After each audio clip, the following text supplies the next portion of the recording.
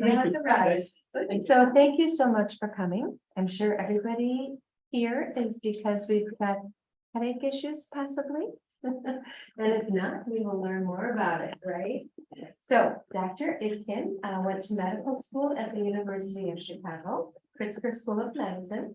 His internship was completed at Northwestern Memorial Hospital, residency in neurology at University of Chicago, all great institutions, right? And his fellowship in neurology was at Loyola University Medical Center. And he's board certified in neurology. And he speaks Russian. Yes, Very good. not a very popular language. But Clinical interests are headaches, multiple sclerosis, and his office is here in Buenos Aires. So thank you. thank you so much. So I don't think we need the microphones here. I can basically, and I have no slides, and I decided not to do slides for very particular reason. So since we were on my CV for the last 30 years, I've been sort of here at Christ Advocate, and maybe some of you know that problem. I'm not in Royal Hospital much anymore, but I used to sort of live in that place and the world. So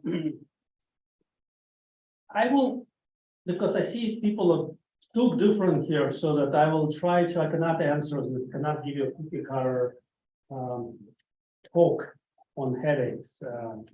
By the way, when I finished the fellowship, at that time, we didn't have any subspecialties. Now people have subspecialties. So they, believe it or not, there's actually subspecialty in headache. Of all the things.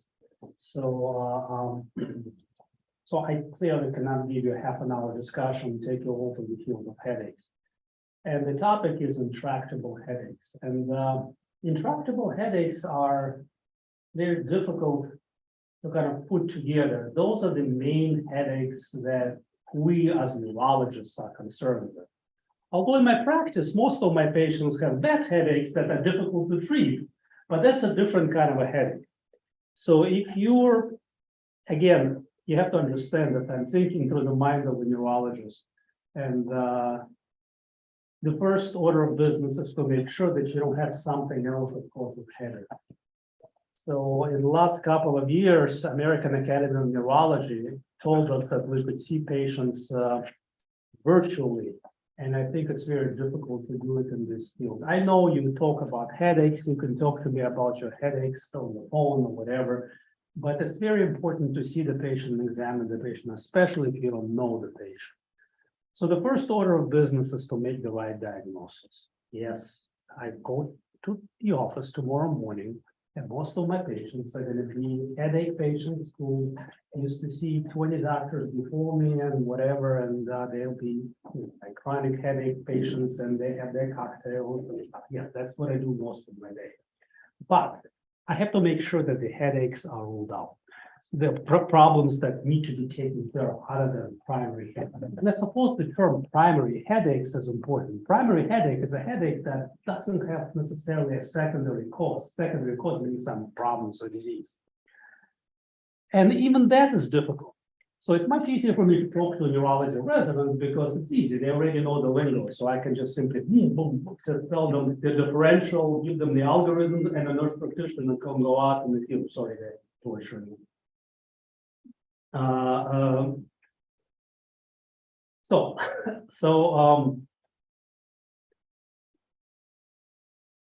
When you look at a headache patient, it's not just I'm looking at your with headaches. I have to sort of prioritize where you are in your life and who you are. If a 70-year-old person comes to my office and says, I have this headache for the last couple of months, it's not the same as 20-year-old person who comes to me and says that they have headaches around periods and now have intractable worst headache of their life.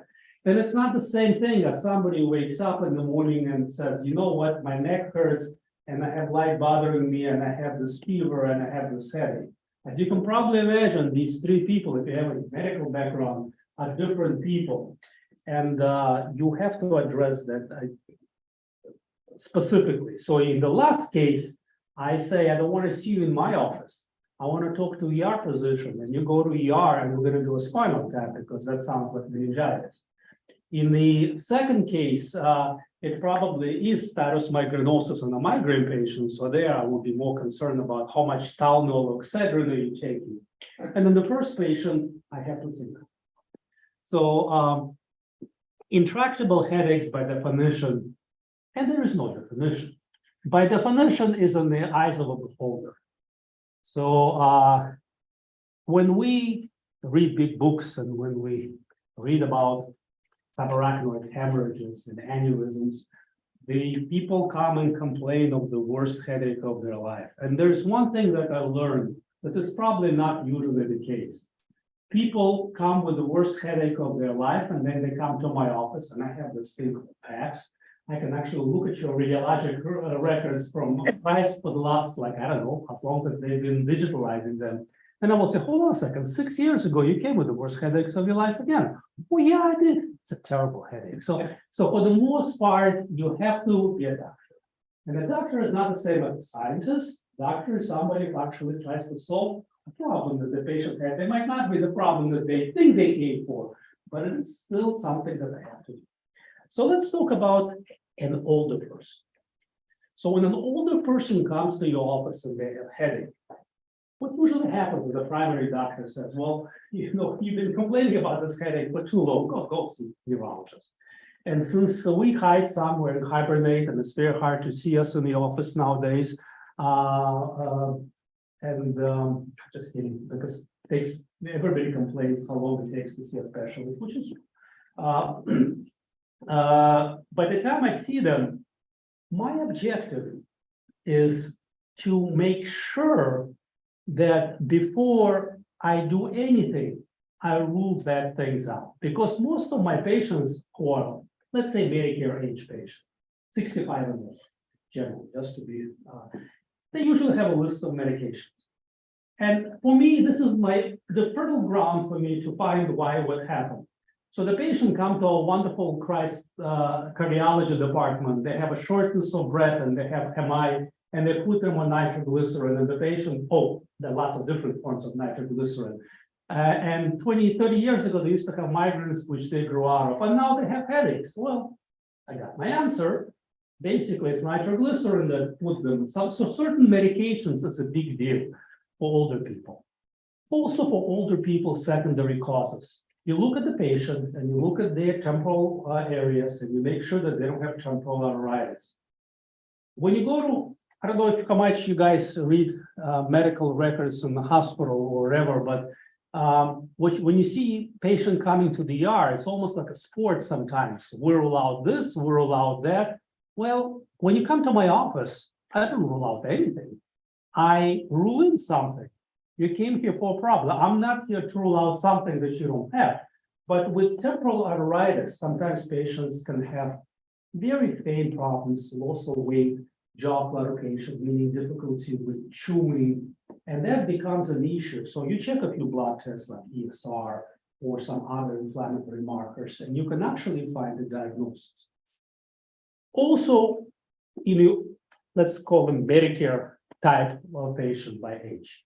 Normal person comes in and they start telling you, you know what? Yeah, we called it a headache, but it's not really a headache. It's the sharp pain that travels all the time, several times.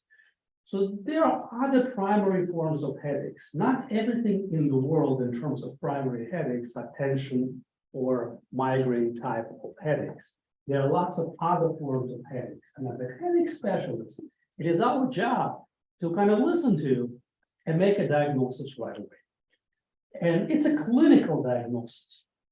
And then what you do, especially, let's take the older person, you have to assume that there is nothing structural there. You then do an exam. And that's another thing that is, so I always thought it was a part of my visit, but it's not. You have to look inside the fundus, make sure there's no intracranial pressure. For older people, it's not as much of important as the younger people, because then you're looking out for intracranial pressure, you're looking for other conditions, and of course you do the exam. And depending on those things, you realize, do you want to go further in diagnostic testing, or you want to go an MRI or some other ancillary studies, angiograms and stuff. One of the beautiful things that attracted me to neurology is that there's no cookie cutters, there's no algorithm here. Although we just got a nurse practitioner, a nice lady, she likes headaches. And she goes, how come you don't do the same thing all the time? It drives me nuts because now she came from our hospital and she goes, we do certain things. And I go, well, that's exactly the point. We don't. You take a history, some people need it, some people don't need it. How come you're not ordering a test? Well, I don't need a test. So it depends. When you go to younger patients, the medicine list is much shorter, and they really don't have that many problems. When a 30-year-old or 20-year-old comes to my office, it's very straightforward. I take history from families, and then we basically go and we do a thorough exam. Why this is important? Because sometimes I find some things, very rarely, but I do find things, some long track signs, so I have to get MRIs, and I have to find conditions. But for the most part, in young patients, you have primary headache. By primary headaches, it is most likely a form of a migraine or a form of a tension migraine headaches. Now, for those of you who want to know what's tension, what's migraine, you can Google the operational definition. But most importantly, it is a most common form of primary headaches. And it used to be that one is more throbbing, one is more unilateral, one has more nausea, but we kind of blended that over a while because patients have all sorts of symptoms. And if you talk to a chronic headache patient for a long time, you will see that they will describe all forms of diseases, all forms of expression of the condition in the same patient. Some patients with migraines, especially younger patients, say, you know what, I have this blurred vision. And that just lasted in my field for an hour. So I work in the emergency department. I know what stroke codes are all about. Yeah, but it's not. It is a classical migraine aura. And so you have to start working that out. So assuming that you get to the next appointment and no, this is now an Itkin's patient. Frequent headaches, no brain tumors to think about, no pseudoorbital tumors, no pseudotumors, pseudotumors increasingly greater pressures, no old term. No temporal arthritis to worry about. Now we deal with primary headaches.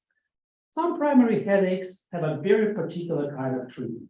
And I will not talk about it because they're rare. This is what kind of makes sometimes my patients and sometimes even my staff go, wow, how did he know this?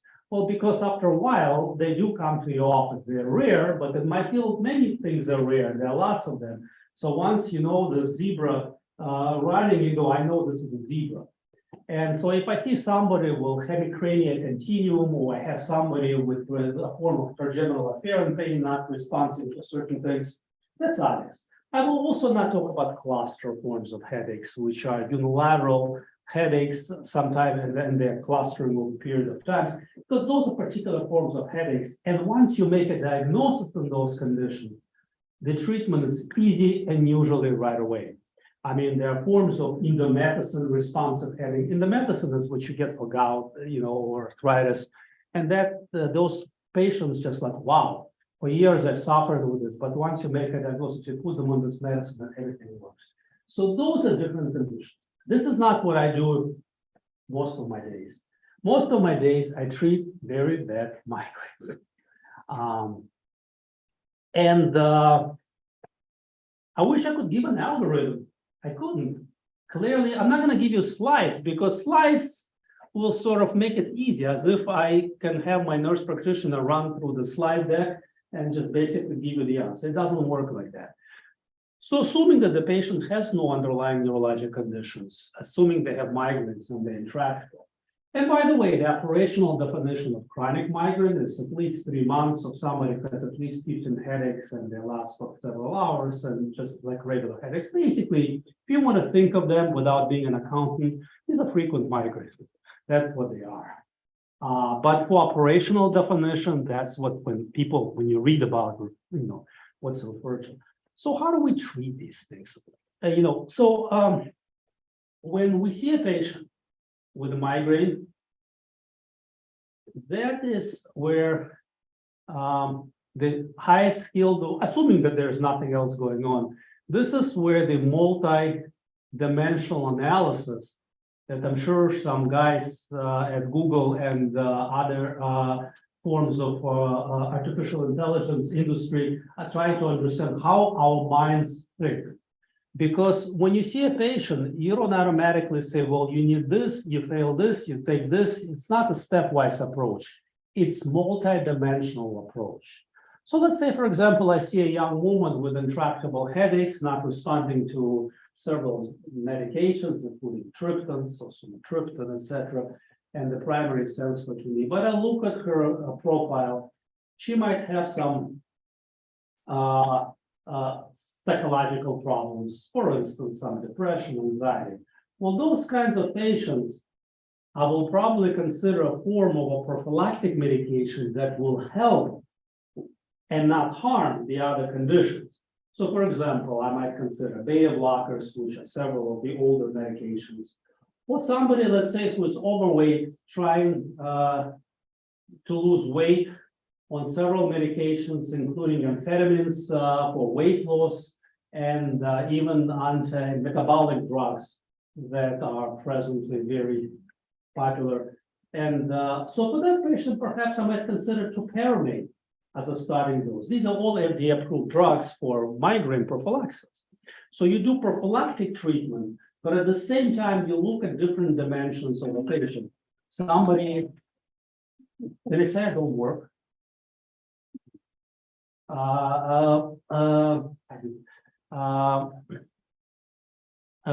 So the idea is that there are quite a few pills and medications, but you cannot be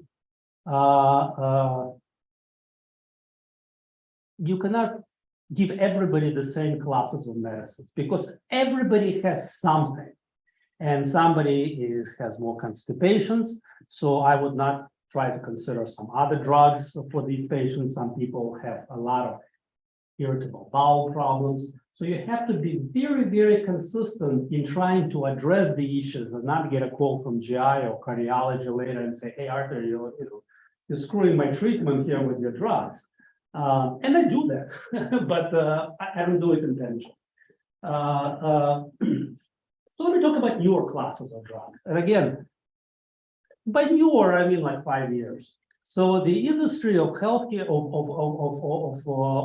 migraines has been kind of stagnant for a long time, even though everybody knows. If you talk to any executive of a pharmaceutical company or whatever, they'll say, yeah, get on better drugs. It's a big ticket item for us. The problem is it was difficult. And the problem was we still don't have a biologic understanding of what causes migraine. I can give you a bunch of theories. I can give you different hypotheses that we have. And some of the theories came for effective treatment of some of these drugs in terms of their serotonin sites, brain activating sites, steroid inflammation, but those are theories. Though, we think that it might work like this. So when you have a disease that has no underlying true pathophysiology, and we'll lump a bunch of migraine patients into one kind of a big thing, so it's very difficult to do something. So about 5 or 7 years ago, they started with this idea of this chemical called calcitonin gene-related protein, CGRP. And CGRP is known to cause pain. It was already a drug. And I'm not going to tell you how it causes presynaptic problems, but suffice it to say that it's implicated in different pain models. But we couldn't really give it to patients because we couldn't stabilize this protein to give to patients. And recently, in the last maybe 10 years, for those who follow cancer treatment stuff, the industry can actually get a receptor and it can either make a ligand against it or antibody against that ligand very effectively. And that's why you see proliferation of this antibody formed kind of drug. And this is no exception. So about 5 years ago, calcitonin gene-related product antagonists, both in the agonist, in the ligand form and the receptor form, have been placed. And once this avalanche goes, every big pharmaceutical house has their molecules, and now there's, it's already an accepted form of therapy. It's monthly injection, and it's very effective. It revolutionized about 15% of my practice, just to let you know. I used to give people a little bit of beta blocker, a little bit of antidepressant medication, a little bit of this. Then I put them on these drugs. I would say 10–15% of those people are almost headache-free. So that kind of changed the whole thing. So if you are suffering with migraines and your primary doctor, your neurologist, has not given you those drugs, consider them. They're very important. Another new development has been these biologic antagonists. And they have been coming back and forth. My personal take on this, that sometimes when you give it these biologic antagonists, non-pharmacologic products, sometimes I don't know what I'm treating. Am I treating patients' anxiety or underlying psychological anxiety from this, or am I treating the patient? So sometimes I'm not sure.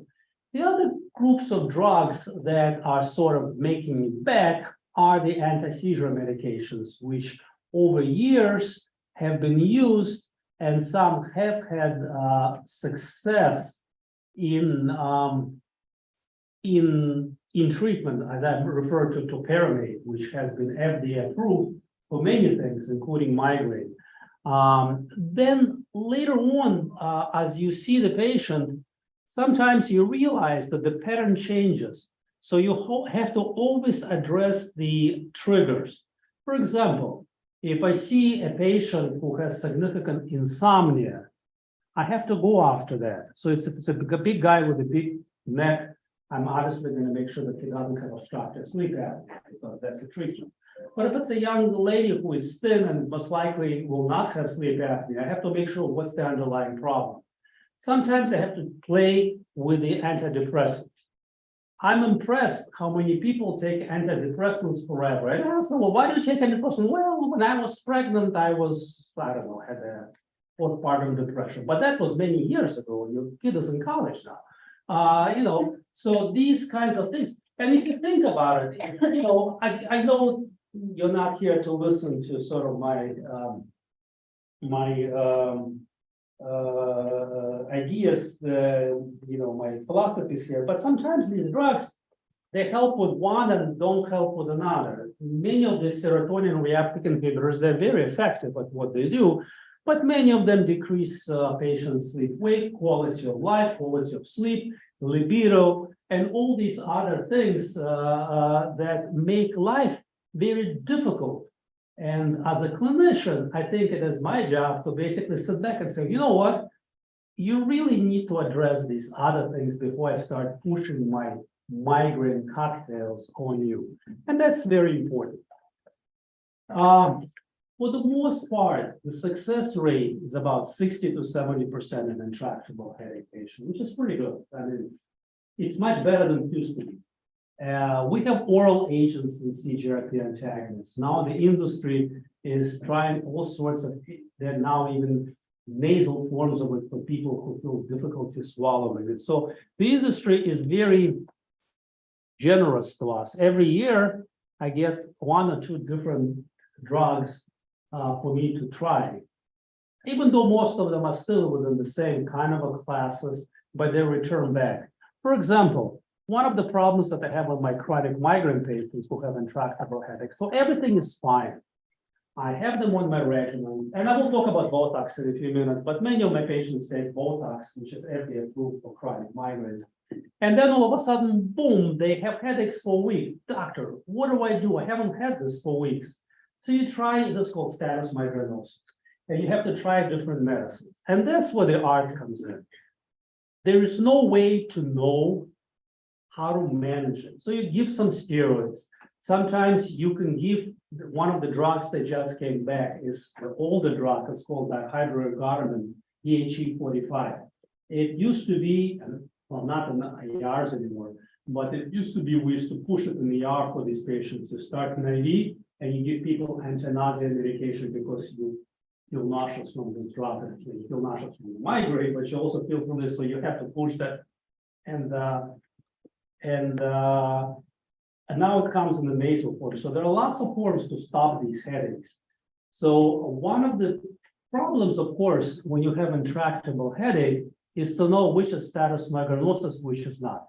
The other big problem that I notice, and that happens to be many times in primary care when the patient, gets sent for evaluation and treatment, is that patients have their headaches and they take the Excedrin, it kind of works. So, and I have nothing against Excedrin, don't take it wrong, and it's just, but like, Tylenol.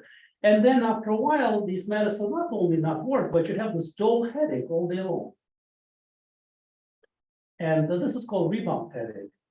It was described many years ago, and basically from the overuse of the medications. You see, if you take a lot of pain medications, your pain receptors probably reset. And so what happens is you will get into these rebound headaches. They're different, they're dull, they're there all the time. And the patient says, you know what, I don't have a good day. Every day I wake up, I have headache, just keeps on getting worse. So I take my Tylenol. Why do you take Tylenol? I don't know, nothing else to do. A doctor tried me on several drugs before and whatever, that's why I'm here.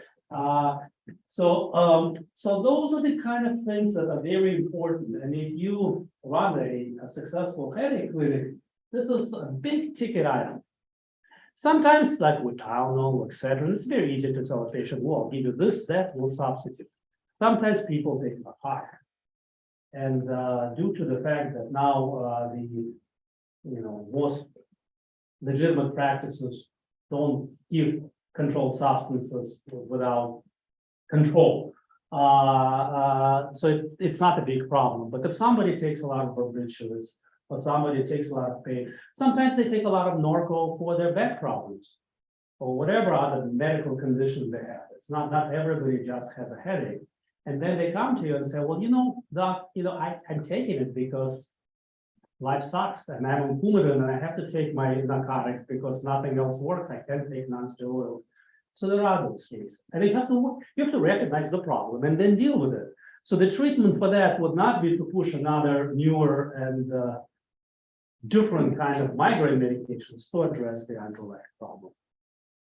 Finally, I want to talk about Botox. Botox is not just for wrinkles anymore.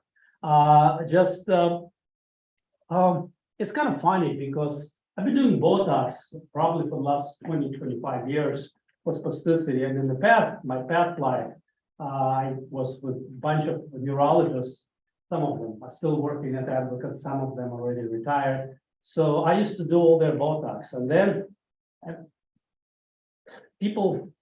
there was a guy in California, a plastic guy.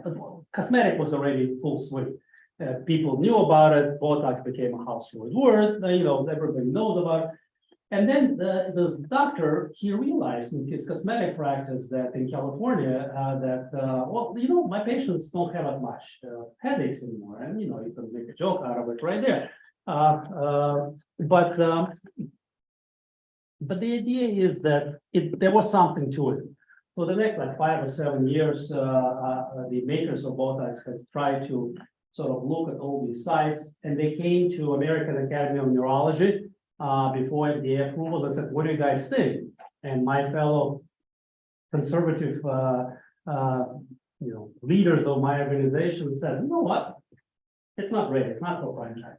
It can keep on doing it for cervical dystonia, on spasticity, and then of course FDA approved it.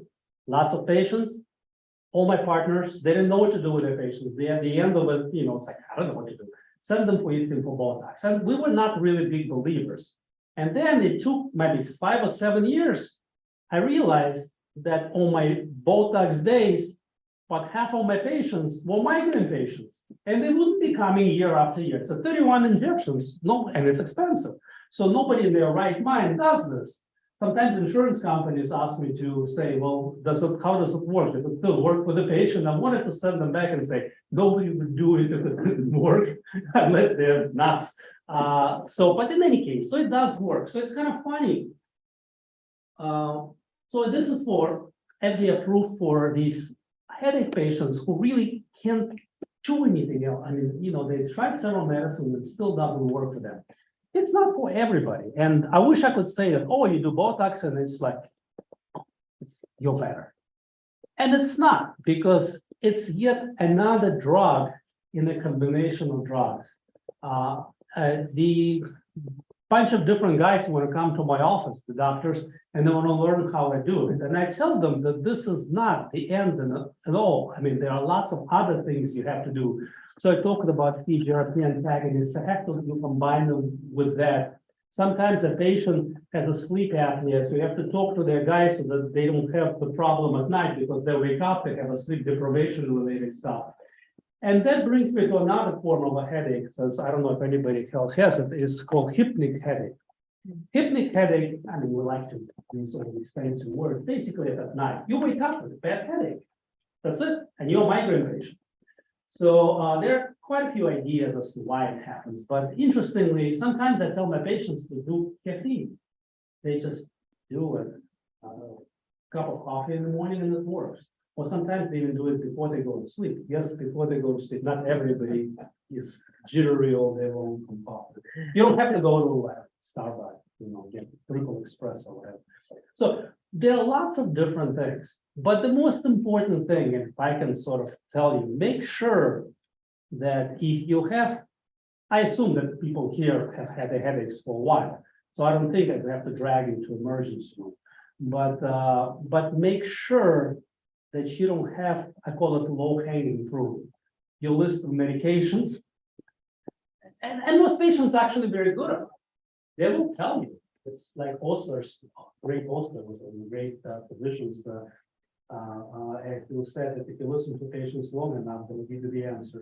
So you listen to patients, and patients, you know what? I think it happened after they started me on this cholesterol medication. Cholesterol medication, I know. So you go look at it, PI says everything. I think they will, everything is possible. I don't know. So let's try to stop it. And then the patient texts my nurse usually and says, bingo, that was the only problem. Why? Great. So the idea is sometimes, people have these unusual reactions to meds. And why don't I stop and try to answer your questions, because I can yap like this for hours, and again, these books of headaches now are big. This is a specialty.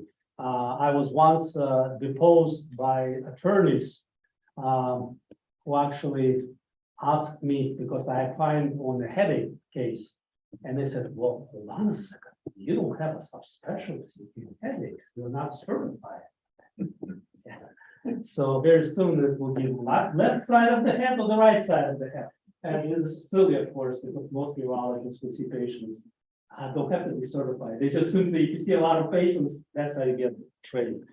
Anyway, I'll answer your question. I'll start off with that. Yeah, sure. I have had a fairly frequently, and I take Aspirin, Yeah, and it works. yeah. And I talked to my doctor about this for a long time, and he said, if it works, just keep using it. Can I ask you how frequently you take Excedrin? Twice a day, Every day? just about. Well, and do you have like dull headache, that you wake up with like dull headache, or is it just like, what's the headache like? Sometimes it's when I wake up, sometimes it's in the middle of the day. Assuming that you have any underlying, you have a rebound headache. So at this stage, you might have started with migraines, and Excedrin does work. Excedrin is a painkiller. It's a combination of caffeine, aspirin, and Tylenol, right? It will work for it will help with your joint pain too. So in fact, if you go to, I don't know, Walgreens, and if you look at the sneaky guys when they sell Excedrin, the one that is for migraines, for Excedrin migraine, is more expensive than the same medicine that's for your joints, because you have more choice. Market speed, right? But the thing is that I would say that, look, again, we're not here to make a diagnosis. I'm not supposed to give you that. Of course, this is a display. Advocate to get in trouble. But the thing is that, look, taking 325 milligrams times 2, that's the way, etc., of aspirin every day at your age, I don't know what your primary doctor thinks, but if your kidney function starts getting worse, maybe you should worry about it. I mean, as you get older, your kidney function gets worse in general. So what I'm saying, taking a lot of aspirin and a lot of Tylenol every day for a long time, it's probably not what your body is designed for. I have no kidney problems at all. And that's great, but I'm just saying that Yeah. you can do those things, but the problem is that for the most part, I'm impressed that your doctor says taking 2 Excedrin a day is okay. We probably wouldn't do it, we would try to wean you off and maybe consider prophylactic short time. As you get older, your primary headaches go away. That's one of the few advantages of age. And period.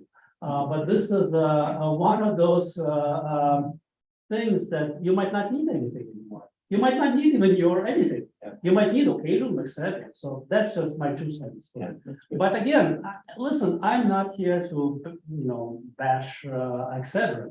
Nothing against it. It's just the problem is taking and if you talk to some people, they say, well, rheumatologists give people a lot of non-steroidal every day, and they take them in the medicine and stuff, and that happens.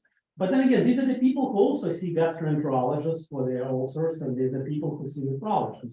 You're lucky today, and I hope it stays this way, but I would start. Anyway, go ahead. Do the people go away without any medication? Yeah. By doing different things? Yeah, so the first thing when I see a patient with migraines in my office, and I assume it's migraines, I give them my non-drug pill. You should exercise, and there are certain foods that worsen headaches. And if you Google migraine triggers, you'll get a list for free. And different ones, but just don't read to the sites, because Young that's how you generation- pay for it, for that free. Just don't click to the left or right, otherwise. Young generation is more complaining than others, like my kids, They always say, oh, mom, I have a headache, I'm having a headache. I say, you guys are too young to have a headache all the time. Yeah, I wish I could bash young people, since I have young people, at least one of them moved out, so, but, I'm not sure if that's true. Perhaps, so maybe, stress, we all manage stress differently, but I think the first thing that I would do, again, is to do non-pharmacologic thing. Most people, well, let's say, have period-related headache. It's quality of life and sort of living conditions. You don't have to buy anything. You don't have to do anything specific, exercising and certain food avoidance. And try not to take a lot of drugs from your primary care doctors. If you feel blue or something like this, yes, it's okay to be anxious. I mean, assuming that, it's not totally pathologic, but everybody gets anxious. Doesn't mean you have to be on Buspar, the most common drug for it. And again, I'm not bashing the drug, but it is the most common drug, and it's called Aspirin. So I see these patients. So adult onset attention deficit disorders. They sometimes give amphetamines, which can worsen headaches and other conditions. People feel jittery, they feel anxious, they get put on some other drug, and the next thing you know, they'll have a list of psychological drugs, and they come to me for headaches. So I go, I think I'm gonna start working on that list. And I'm not a shrink, so I shouldn't be like playing with that list. But at the same time, I kind of want to tell, because I think if I stop there, that would help. So we start talking psychology with patients, and they say, well, hold on a second, I came to you for headaches, and I go, I know, but I don't think that you have anything. Oh, you don't have anything. Well, that's what becomes. Young kids are no different.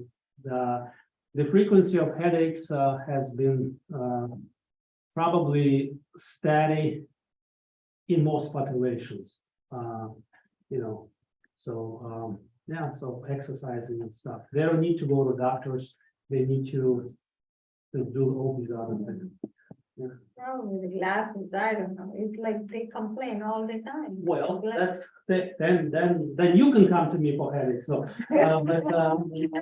but in general, yeah, I mean, you're right. I mean, if you think that there is something to take them to their primary care doctor or the nurse, and they will do a rapid test, make sure there's a normal thyroid thing, people can have all these things.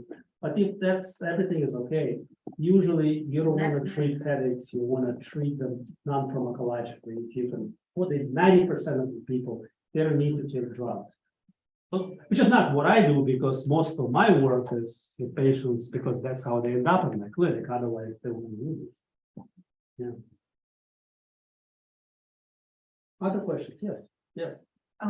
So when I was a kid, like from maybe 7 till, I don't know, maybe 11 or 12, I now know that I had migraines.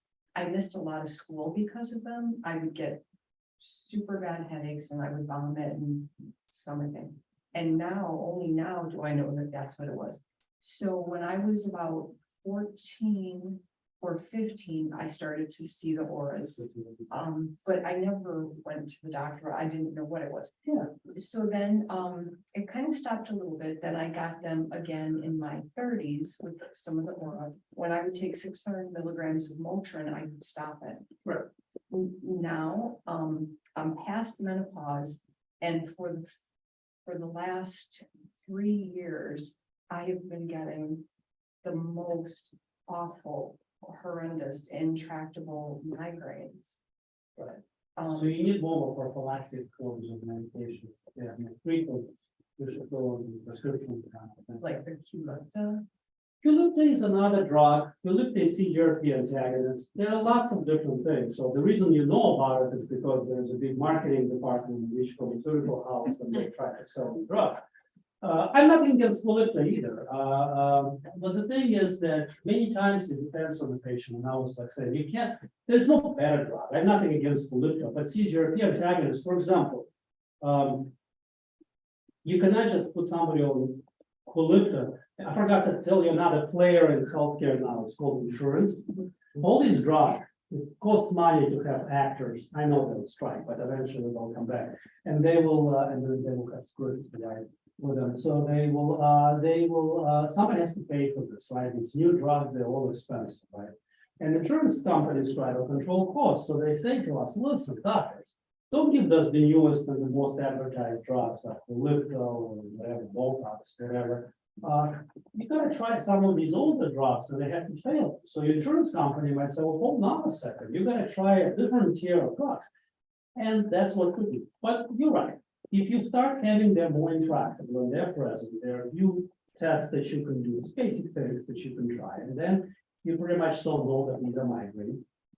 And You know, and I just want to mention, you talked about the arthritis. I do have jaw pain.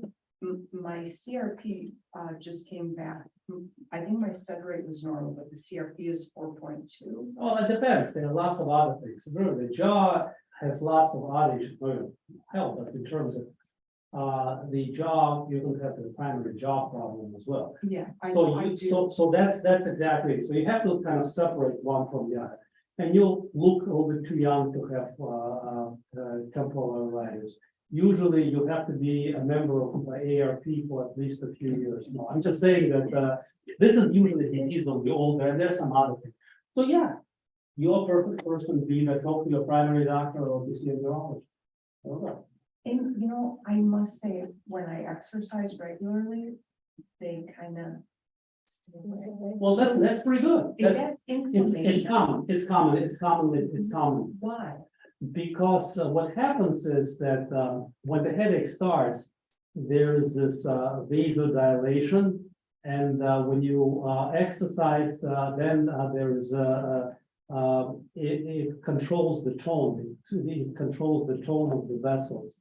That's how we think it is. It's kind of funny because many of my patients come to me and say the opposite. They say, you know, with my migraines, I exercise, I have exertional headache, which are different forms of headache. And again, I'm not here to give you an exhaustive list of different headaches that people have. Some people tell me, you know what, I mean, these headaches are the worst. I have like I speak headache sometimes. So those are forms of migraine. And once you put things together, and then I put it into my, computer, and I try to give you the answer.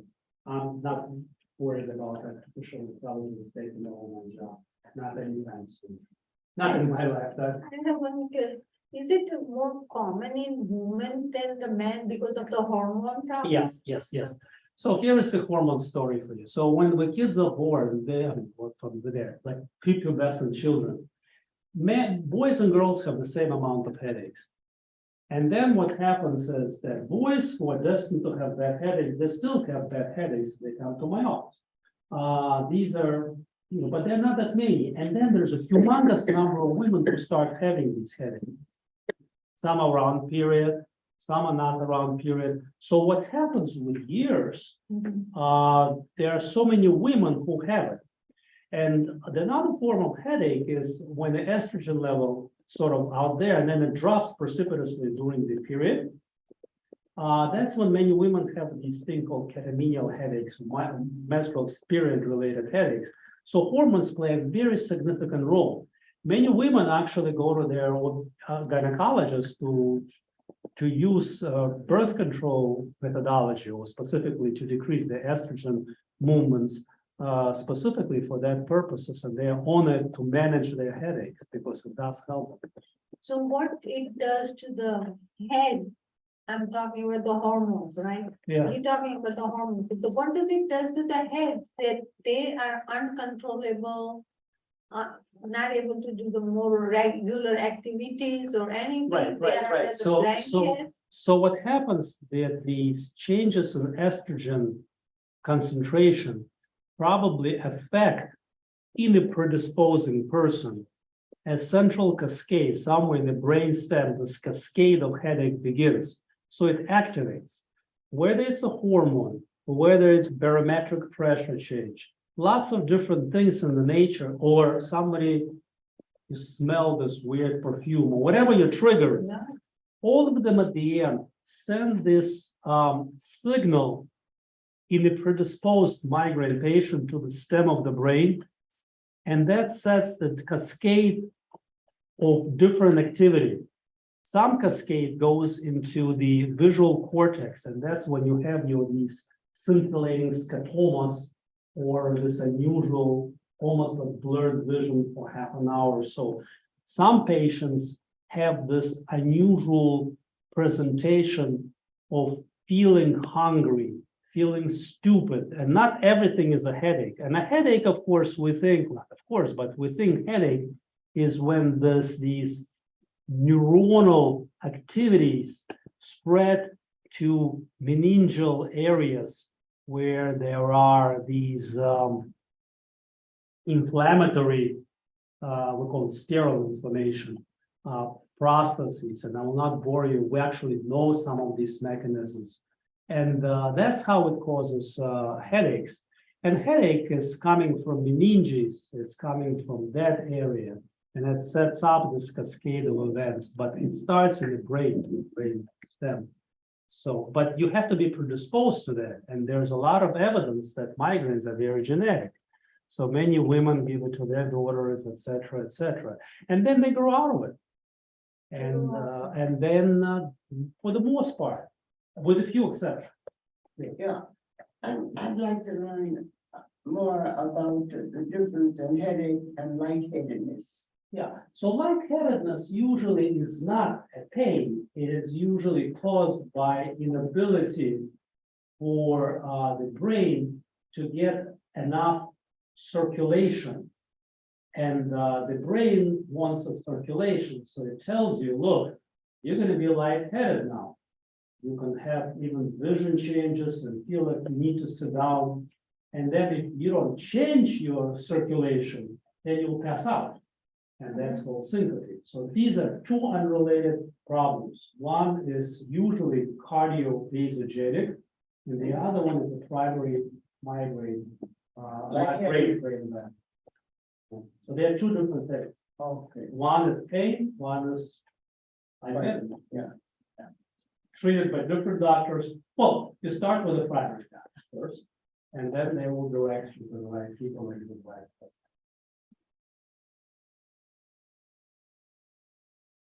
What causes, like, when I get the migraine, like, it's like an whole body thing, like, Right. So, migraine-associated symptoms are a big deal for many people. And it's kind of funny, because when we're younger, when we have migraines, especially women, they concentrate on headache because that's what really bothers them. And then that part kind of goes away. And as you get older, you have less headaches. But you have these associated symptoms of migraine. You sometimes have difficulty expressing yourself. If you're 60, you hit the ER twice, you might be evaluated for TPA or something like that. So you have to worry about, especially if you're hypertensive and have risk factors. When you stop speaking, you worry. So that's one of the side effects. And the other, as you get older, you have less pain and more other things. We call it complicated migraine because it complicates everything. And it's sometimes people have numbness in the arm and legs, feels like a stroke, except it's not. And so those kinds of patients, as you get older, it kind of changes.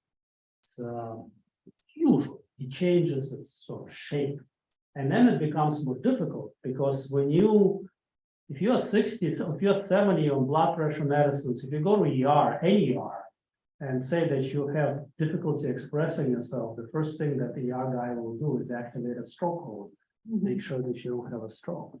Yeah. I'm like that man over there. I take Excedrin every day, but one. And it's usually my headache. I wake up with it, or it's like between like 3 and 4 in the morning. Yeah. And it got to the point where it was bothering my stomach. So my doctor prescribed Nexium for me. Yeah. And I was taking it for years, like twice a day in the morning and in the evening. So my current doctor says, that's not good. You Yeah. should not take Nexium so Yeah. much. Right, so there are lots of other issues. So I think what you described is what I told you is called hypnic headache, HYPNIC, hypnic headache, Google it, and you'll see a picture next to it. And the reason you like Excedrin is because Excedrin has caffeine, which is the treatment for these headaches. So you really don't need the whole Excedrin, you just take coffee. Or Coke, whatever, you like to drink, just do it. Just, that's what you need, and I agree with your primary doctor. But I'm now just once a day, the Excedrin. Excedrin once a day still is a lot of Excedrin. People think that, I suppose you take an aspirin once a day for, whatever, but so that's one, but you don't need a Tylenol and caffeine. So try to read about hypnic headache and try caffeine without anything. See what happens. If it's a stupid idea, you could always go back to Excedrin. But I notice now that I'm with just one Nexium a day, I'm starting to feel better. I mean, Right. Because if I would feel like something erupting up and then. Right, well, you Yeah, have a gastrointestinal reflux symptoms, that's why you feel that, but yeah, it's all right, but again, guys, listen, I mean, I'm not here to sort of advise how to do things specifically in individual cases, but taking daily drugs for headaches is probably not a good idea, unless you have a very darn good reason to do that. That's just my general, very general, and I'm not here to, whatever. Well, it So, hurts. I mean, it's a free country. It But the thing hurts, is- that's why. Right, yeah, but I'm just saying, in your case, I think we'll have an explanation. In your case, it's up to you, but yeah, listen. I sometimes see patients and they have this whole list, I actually have them write it down, and sometimes they can't even fit it on the whole one page. That's how many drugs these people take, I go, my God, no, again, this is like full-time job, I mean, Walgreens probably loves you. And who am I, but I tell you, He doesn't. I feel that there is many times going through these lists and taking something away is probably the best thing I can do for the patient. I don't know. Anyway, Yeah, thank you. no problem. Listen, I appreciate that. Hopefully things are better and One more lecture like this for the brain. for the brain. All right, well, Only the brain, because as we are aging, the brain is changing. When we were the teenagers. Yeah, the I brain saw was that, I saw there was like this thing about Alzheimer's out there. which is a much more